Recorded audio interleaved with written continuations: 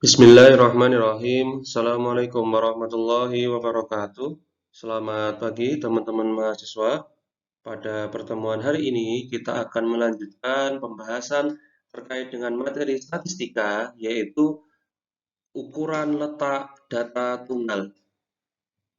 Pada pertemuan sebelumnya kita telah membahas terkait dengan ukuran tendensi sentral, yaitu ada mean, median, modus, baik pada data tunggal maupun data bergolong. Nah, pada kesempatan hari ini kita hanya akan memfokuskan terkait dengan ukuran letak data tunggal saja. Sedangkan untuk ukuran letak data bergolongnya akan kita bahas pada pertemuan selanjutnya.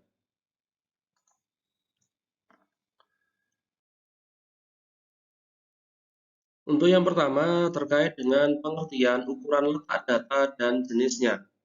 Ukuran letak data adalah saran atau ukuran untuk mendapatkan gambaran lebih jelas terkait dengan letak data yang dilihat dari sekumpulan data yang dipunyai.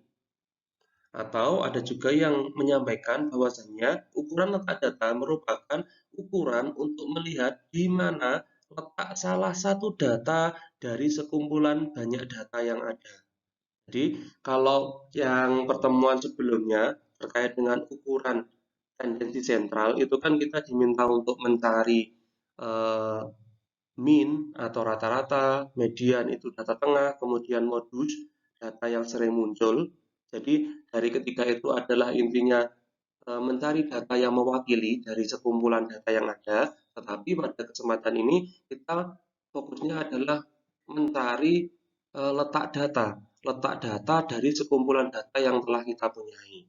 Nah, adapun ukuran letak data yang akan kita bahas di sini dibedakan menjadi tiga, yaitu ada kuartil, ada desil, dan ada persentil.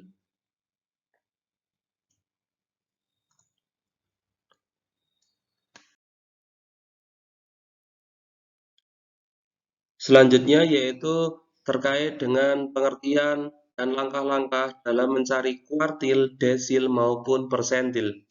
Yang pertama terkait dengan pengertian dari kuartil. Kuartil adalah nilai yang membagi sekumpulan data menjadi 4 bagian yang sama setelah diurutkan.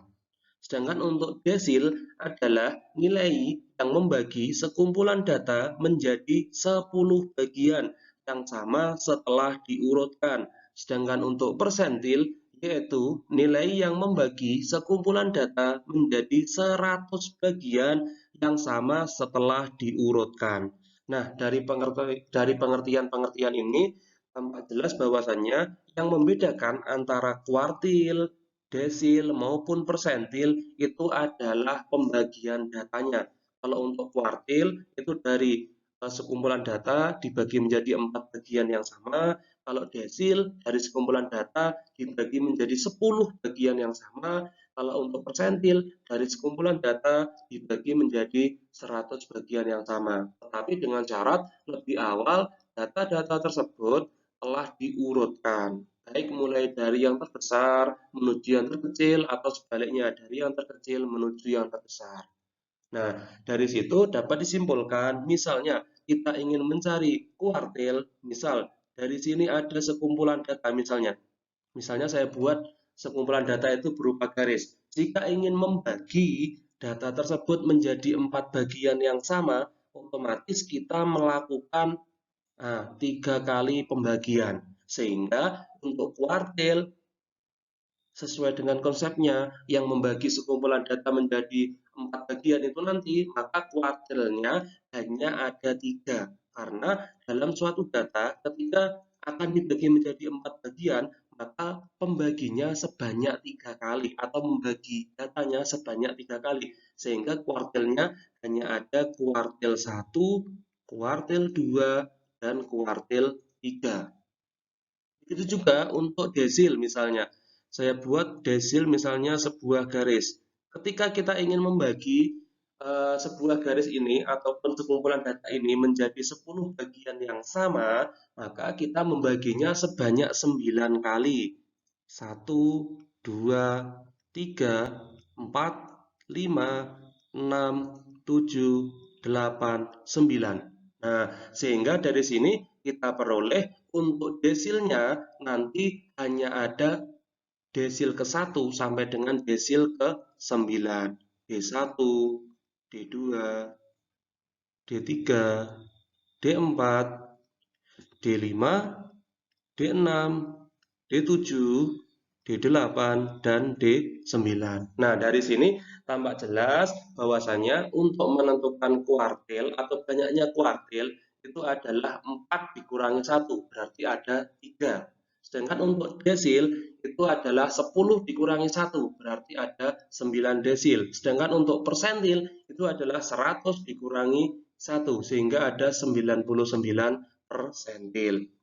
Jadi untuk kuartilnya itu adalah 4 dikurangi 1 sama dengan 3, sedangkan untuk desilnya adalah 10 dikurangi 1 sama dengan 9, dan persentilnya adalah 100 dikurangi 1 sama dengan 99 persentil. Nah, selanjutnya setelah kita mengetahui pengertian dari ketiganya, kita lanjut terkait dengan langkah-langkah dalam menentukan kuartil, desil, maupun persentil. Jadi secara umum caranya juga sama. Langkah pertama adalah mengurutkan data. Mengurutkan datanya, baik dari yang terkecil menuju yang terbesar atau sebaliknya. Nah, setelah data diurutkan, barulah kita menentukan letak kuartil. Nah, setelah kita mengetahui letak kuartilnya, barulah dari letak itu kita menentukan nilai dari kuartilnya. Begitu juga sama dengan desil maupun persentil, yaitu dengan cara mengurutkan data, kemudian mencari letak desil maupun letak persentilnya, kemudian dari letak itu kita menentukan nilai dari desil maupun persentilnya.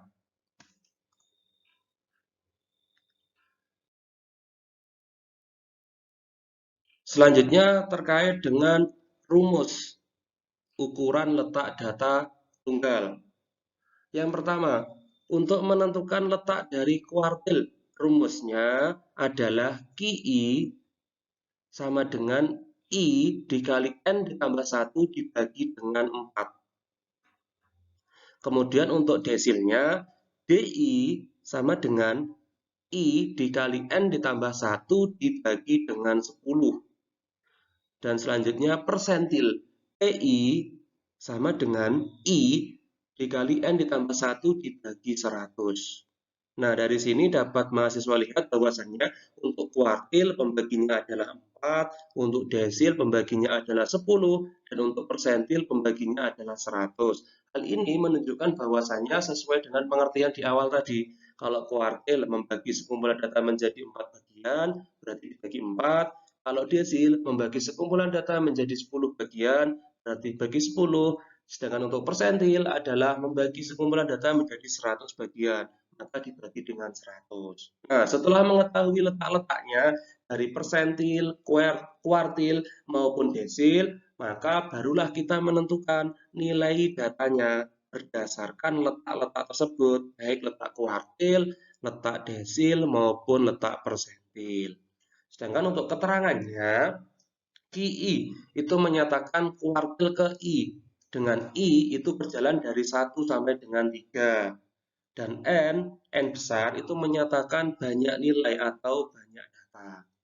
Sedangkan untuk DI itu menyatakan desil ke I, di mana I itu berjalan dari 1 sampai dengan 9. Dan yang terakhir adalah TI, yaitu persentil ke I, dengan I itu berjalan dari 1 sampai dengan 99.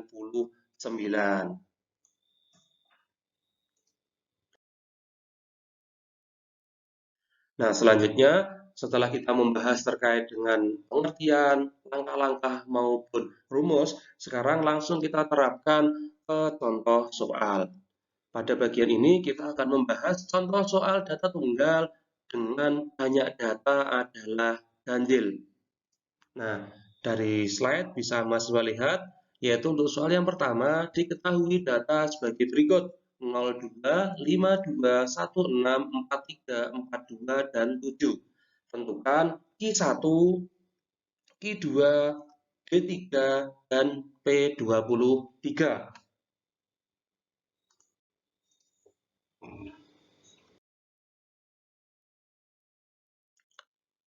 Nah, berdasarkan langkah di awal tadi, bahwasannya langkah pertama adalah kita diminta untuk mengurutkan terlebih dahulu dari data-data yang telah kita ketahui. Nah, dari sini kita urutkan mulai dari data yang terkecil sampai dengan data yang terbesar, sehingga diperoleh 0, 1, 2, 2, 2, 3, 4, 4, 5, 6, 7. Nah, setelah kita mengurutkan, selanjutnya kita baru menentukan letak dari yang ditanyakan. Untuk yang pertama, kita menentukan letak kuartil atau letak kuartil pertama atau Q1. Rumusnya adalah I dalam kurung N ditambah 1/4. Nah, karena I-nya itu adalah 1, maka diganti dengan 1. 1 dalam kurung N. N itu adalah total data. Nah, di sini kan ada 11. 1, 2, 3, 4, 5, 6, 7, 8, 9, 10, 11. Berarti total datanya ada 11. Maka diisi N-nya adalah 11. Ditambah 1 dibagi dengan 4. Sehingga diperoleh, ingat, dalam mengerjakan seperti ini, maka caranya adalah yang di dalam kurung dikerjakan terlebih dahulu. Berarti 1 dalam kurung 11 tambah 1 yaitu 12 dibagi dengan 4. 1 dikali dengan 12 adalah 12, dibagi dengan 4 sama dengan 3.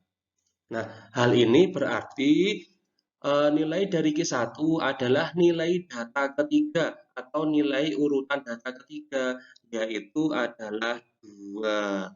Nah, seperti pada slide. Selanjutnya untuk yang B. Letak Q2, karena I-nya sama dengan 2, maka diganti I-nya menjadi 2, sehingga diperoleh 2 dalam kurung 11 ditambah 1 dibagi dengan 4, sehingga jawabannya adalah 6. Hal ini berarti nilai dari Q2 adalah data ke-6, yaitu 3.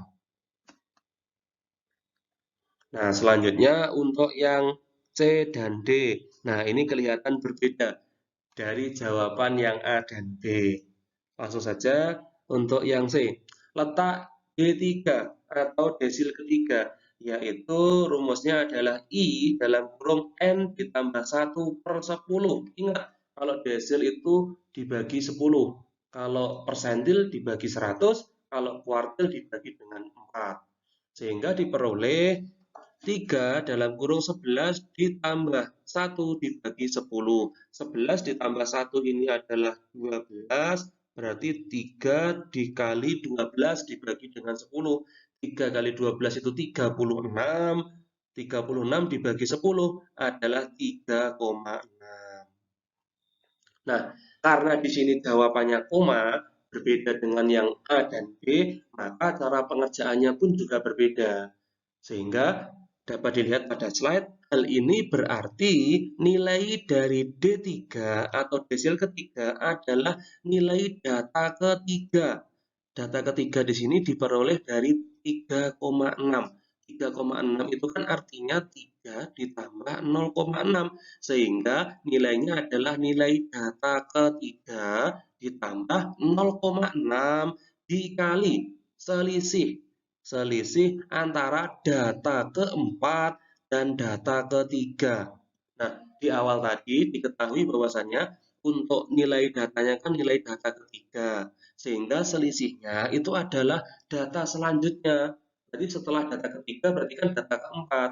Berarti selisih dari data keempat dan selisih data ketiga. Jadi selisih data keempat dan data ketiga. Nah, sedangkan untuk selisih sudah saya jelaskan bahwasannya selisih itu hasilnya selalu positif atau nol, boleh. Jadi tidak ada selisih yang hasilnya negatif, tidak ada. Jadi selisih itu hasilnya pasti kalau tidak nol ya positif. Tidak ada yang selisih hasilnya negatif. Sehingga diperoleh D3 sama dengan data ketiganya adalah 2 ditambah 0,6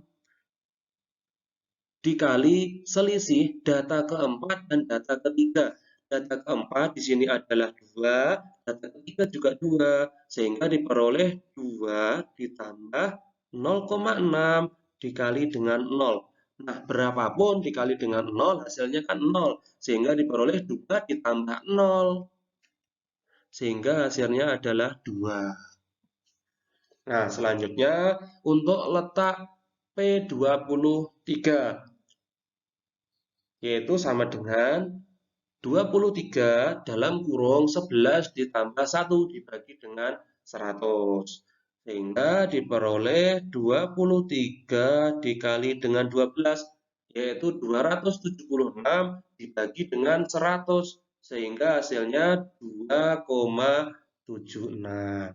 Hal ini berarti nilai dari P23 adalah nilai data kedua. Nah, data kedua kan diperoleh dari 2,76, artinya kan 2 ditambah 0,76. Berarti data kedua ditambah 0,76 dikali selisih data setelahnya. Kalau data kedua berarti di sini data ketiga dan data kedua. Sehingga diperoleh P23 sama dengan data kedua. Data kedua di sini adalah 1 ditambah 0,76 dalam kurung data ketiga itu adalah 2 dikurangi data kedua adalah 1. Sehingga diperoleh 1 ditambah 0,76, 2 dikurangi 1 itu adalah 1 sama dengan 1 ditambah 0,76 dikali 1, berapapun kalau dikali 1, maka hasilnya adalah bilangan itu sendiri. Sehingga jawabannya 0,76. Sehingga hasil akhirnya adalah 1,76. Seperti itu.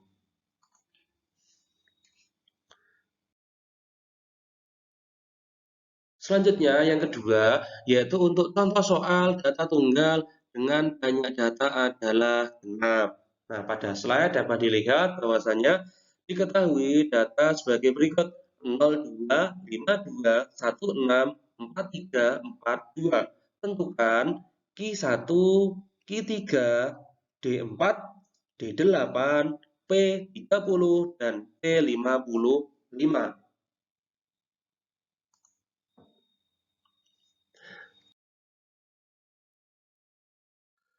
Selanjutnya kita akan menentukan jawaban dari soal yang kedua tadi. Jadi pada intinya cara pengerjaan atau penyelesaian dari contoh yang kedua ini adalah sama dengan penyelesaian pada contoh yang pertama tadi. Jadi langkah awalnya dari data yang kita peroleh harus kita urutkan terlebih dahulu dari yang terkecil menuju yang terbesar. Setelah itu kita menentukan letak dari desil, sentil maupun kuartil yang ditanyakan. Dan yang terakhir, dari letak itu kita menentukan nilai dari yang ditanyakan. Nah, dari sini dapat dilihat bahwasanya untuk urutannya menjadi 0, 1, 2, 2, 2, 3, 4, 4, 5, 6. Nah, dari sini dapat mahasiswa lihat bahwasanya terdapat 1, 2, 3, 4, 5, 6, 7, 8, 9, 10. Berarti ada 10 datum atau ada 10 data. Nah, setelah kita urutkan, barulah kita menentukan letak dan menentukan nilai dari yang ditanyakan. Untuk yang pertama, letak dari Q1. Sehingga diperoleh 1 dalam kurung 10 ditambah 1 dibagi 4, yaitu 1 dikali 10 tambah 1 itu adalah 11. Sehingga 11 dibagi dengan 4, yaitu jawabannya 2,75. Hal ini berarti Q1 adalah nilai data kedua ditambah 0,75. Nah, tadi perlu diingat, dapatnya 2 atau data kedua itu adalah dari hasil letaknya, yaitu 2,75. Yaitu 2,75 itu kalau dipisah adalah 2 ditambah 0,75. Sehingga data yang awal adalah data kedua ditambah 0,75 dikali selisih data ketiga dan data kedua. Sehingga diperoleh Q1 sama dengan data kedua. Data kedua itu adalah 1 ditambah 0,75 dalam kurung selisih data ketiga. Data ketiganya adalah 2 dikurangi data kedua itu adalah 1. Sehingga diperoleh 1 ditambah 0,75 dalam kurung 2 dikurangi 1 adalah 1. Sehingga hasilnya 1 ditambah 0,75 yaitu 1,75. Nah, begitu seterusnya untuk jawaban yang B dan C. Jadi caranya itu sama dengan yang awal tadi maupun yang A ini. Cuma yang membedakan adalah letaknya. Kalau I1 berarti nanti I-nya 1, kalau I3 berarti I-nya 3, kalau D4 berarti I-nya 4, tapi pembaginya yang awalnya 4 diganti dengan 10 karena adalah desil. Seperti itu ya. Nah, selanjutnya untuk selanjutnya untuk yang D, E maupun F itu juga sama caranya seperti yang awal-awal tadi sehingga bisa mahasiswa pelajari sendiri terkait dengan penyelesaian untuk bagian D, E, dan F.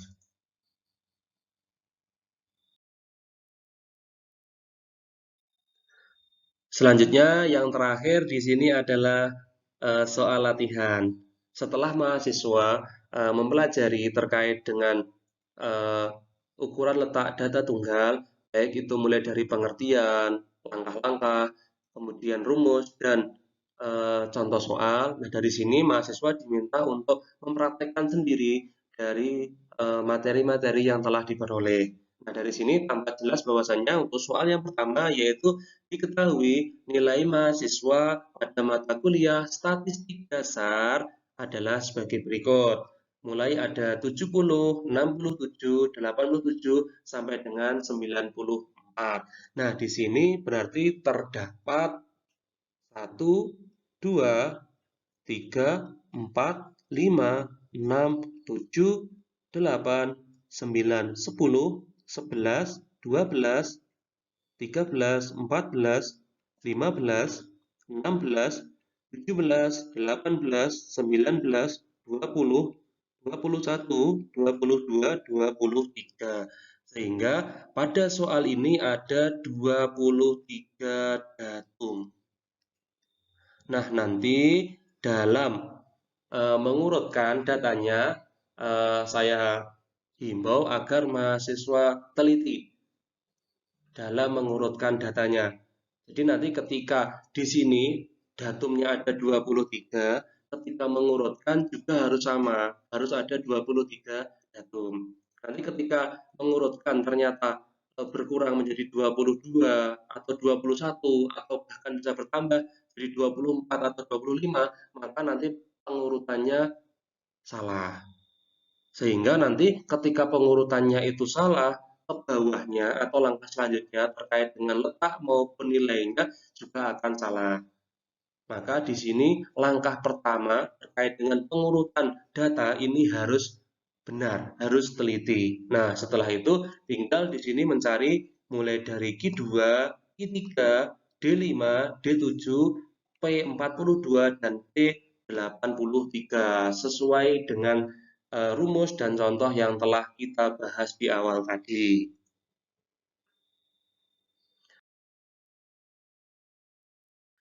Mungkin itu yang dapat saya sampaikan pada pertemuan hari ini. Ada kurangnya saya mohon maaf, semoga bermanfaat. Akhirnya, Assalamualaikum warahmatullahi wabarakatuh.